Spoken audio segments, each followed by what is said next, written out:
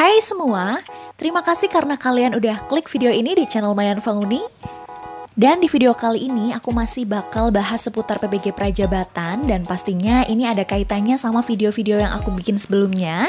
Jadi kalau kalian belum nonton, kalian boleh nonton dulu video aku dan aku bakalan kasih linknya di description box. Video ini aku buat berdasarkan pengalaman pribadi dan ini cuma gambaran sebagian besar aja tentang materi dan tugas-tugas yang aku pelajari di PPG Prajabatan ini. Jadi buat teman-teman yang baru aja gabung di channel ini, jangan lupa untuk klik tombol subscribe. Terima kasih. Sebagian besar materi yang kita pelajari adalah yang berkaitan dengan kurikulum merdeka. Karena kurikulum merdeka adalah kurikulum yang kita pakai saat ini. Nah, uniknya lagi, di Learning Management System atau LMS yang kita pakai itu menggunakan akronim dari kata merdeka. Jadi kalian harus banget nonton video ini sampai habis ya. Pertama huruf M yang artinya mulai dari diri. Nah, biasanya di sini berisi pertanyaan reflektif berdasarkan pengetahuan dan pengalaman kita sendiri. Contohnya kayak gini nih. Apa yang Anda ketahui tentang kurikulum merdeka? Nah, kalau teman-teman ada pertanyaan kayak gini, kalian bisa jawab sesuai dengan pemahaman kalian aja ya. Jadi nggak perlu pusing-pusing. Lanjut ke huruf berikutnya yaitu huruf E yang artinya eksplorasi konsep. Nah, dalam eksplorasi ini kita mempelajari materi secara konseptual. Misalnya video YouTube, modul bacaan, dan ada pertanyaan-pertanyaan dan juga lembar kerja seputar materi yang kita pelajari. Jadi intinya di sini teman-teman selain belajar tentang materi juga nanti ada pertanyaan-pertanyaan yang terkait dengan materi yang sudah teman-teman pelajari sendiri.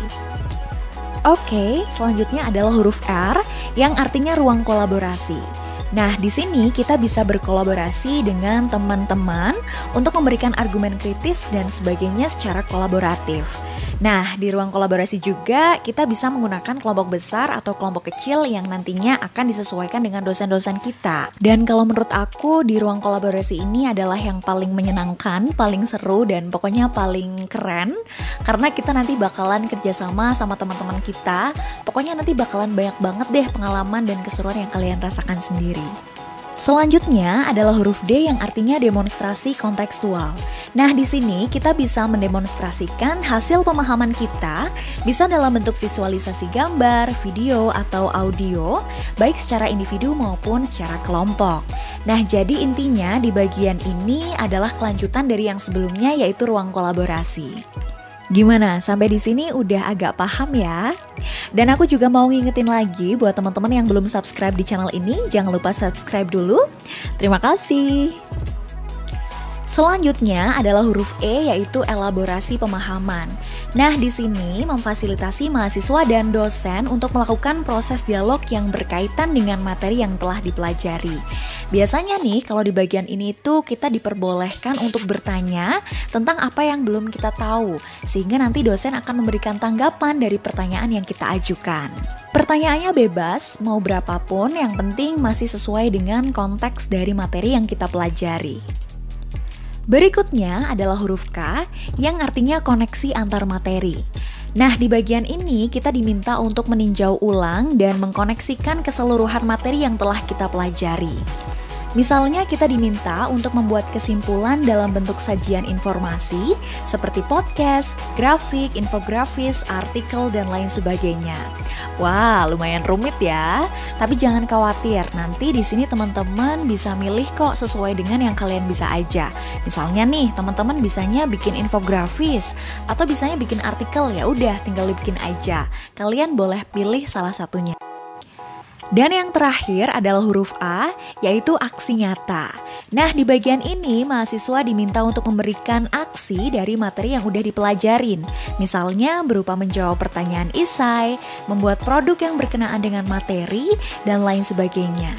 Pada intinya, di bagian aksi nyata ini ketika kalian mengerjakan harus lihat dulu nih dari awal mulai dari diri sampai dikoneksi antar materi karena semuanya saling berkaitan. Oke, sekarang aku bakalan ngasih beberapa tips ke kalian dan ini berdasarkan pengalaman pribadi dan sangat-sangat bermanfaat. Yang pertama adalah kalian sebisa mungkin untuk menggunakan laptop atau juga bawa aja ke kampus karena bisa jadi tugasnya itu harus diupload pada saat itu juga ya. Jadi modelnya kayak dosen nanti nungguin kita untuk ngerjain tugas. Terus yang kedua nih, aku saranin banget teman-teman untuk install aplikasi Canva karena nanti teman-teman bakalan banyak bikin infografis, bakalan banyak bikin mind map dan lain sebagainya, dan itu udah ada semuanya di Canva. Dan yang ketiga adalah pakai KineMaster kalau teman-teman mau edit video. Ya sebenarnya banyak sih aplikasi yang lain, kalau aku pakainya aplikasi yang ini. Terus yang terakhir adalah Google Drive. Google Drive ini dipakai buat upload tugas, jadi biasanya ada yang pakai link-link gitu. Kalian tinggal sertakan link drive-nya aja untuk bisa diakses sama dosen. Oke teman-teman, jadi itu tadi beberapa informasi yang bisa aku sampaikan ke kalian. Dan terima kasih banget yang udah nonton video ini sampai habis. Kalian juga boleh banget komentar next time aku bakalan bikin video apa lagi. Dan sampai jumpa di video aku selanjutnya. See you!